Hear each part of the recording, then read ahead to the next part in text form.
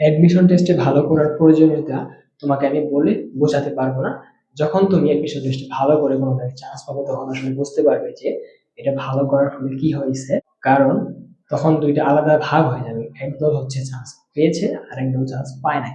যারা পায় নাই এদের গ্লানিটা আরো 1 বছর লেন্দি হয় অথবা আরো দীর্ঘতর হয়, যেটা টানার সামর্থ্য অনেকজনের থাকে না।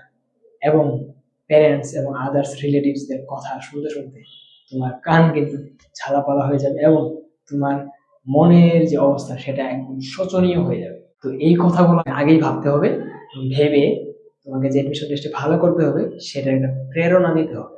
এডমিশন টেস্টে যখন তুমি তোমার কাঙ্ক্ষিত লক্ষ্যে পৌঁছে যাবে তখন দেখবে তোমার প্যারেন্টস, তোমার রিলেটিভস তোমাকে নিয়ে অনেক প্রাউড ফিল করবে এবং সেই প্রাউডটা তোমার জন্য কতটা আনন্দের হবে তুমি সেটা এখন বুঝতে পারতেছো না। আসলে তোমার বাবা যখন তোমার রেজাল্ট শুনে কান্না করে দিবে, তোমার মা যখন তোমার রেজাল্ট শুনে কান্না করে দিবে, সেই অশ্রুটাই তোমার জন্য একটা আনন্দ অশ্রু হয়ে যাবে। তো এটার জন্য হলেও তোমাকে আসলে পড়াশোনা করা উচিত, কারণ এই সময়টা চলে গেলে কিন্তু আর এই সময় ফিরে আসবে না। তো সবকিছু ত্যাগ করে, যত ফ্রেন্ড সার্কেল, যত আদার্স ডিস্ট্রাকশন সব ত্যাগ করে হলেও তোমাকে এই সময় ডেডিকেটেডলি পড়াশোনা করতে হবে। কারণ পড়াশোনা একটা ধ্যানের মতো, এটা একটা স্পিরিচুয়াল ভাইব আছে। যদি সেই ভাইবটা আনতে পারো তাহলে তুমি যেটা কল্পনা করো নাই সেই সাফল্য হয়তো পেয়ে যাবে। আর যদি এটা ব্যত্যয় হয় তাহলে তোমার জীবনে অনেক দুর্যোগ আছে। যারা সিনিয়র আছে, যারা তোমার বড়, তাদেরকে জিজ্ঞেস করলে জানতে পারবে তারা যদি ফেল হয়ে থাকে তাদের অ্যাডমিশন শেষে, তাদেরকে কি কি ফেস করতে হয়েছে যদি সেটা জানো, সেটা তোমার জন্য একটা ইন্সপিরেশন হবে, নেগেটিভলি হলেও পড়ার প্রতি ডেডিকেটেড করার জন্য। তোমাকে কঠিন ভাষায় বলতে গেলে বলতে হবে তোমার জীবন একদম জাহান্নাম হয়ে যাবে।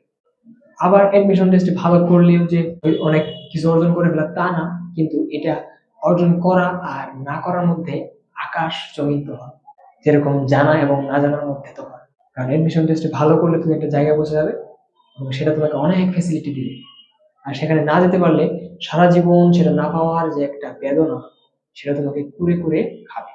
তো সেটা থেকে বাঁচতে হলেও তোমাকে ভালো করে পড়াশোনা করতে হবে। তোমার অ্যাডমিশন টেস্টে ভালো করার জন্য একটা জেদ বা কারণ হয়, এটা হচ্ছে আরো গুরুত্বপূর্ণ।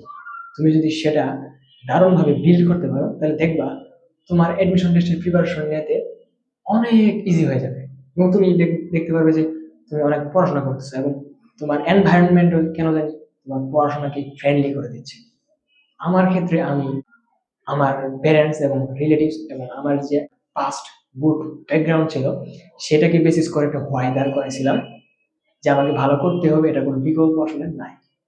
সো এটা আমাকে অনেক হেল্প করছে, পুরোটা সময় আমাকে মোটিভেটেড রেখেছে এবং মেডিকেল অ্যাডমিশন টেস্টের দিন পর্যন্ত আমাকে একটা চেয়ারফুল, একটা জয়ফুল মাইন্ড বজায় রাখতে হেল্প করছে।